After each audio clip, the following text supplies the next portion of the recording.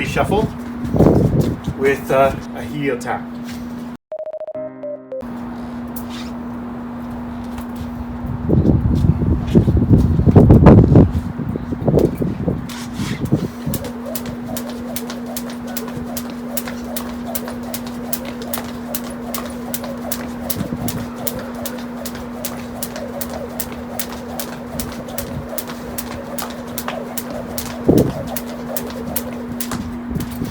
That right there is a nice combination of the alley shuffle with a heel tap.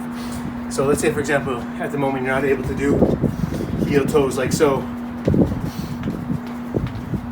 but you can do the alley shuffle every once in a while when you feel like it.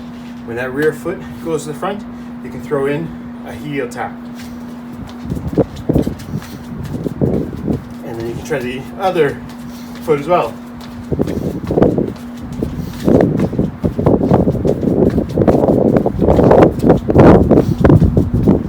So it's a nice move to incorporate into your jump rope repertoire.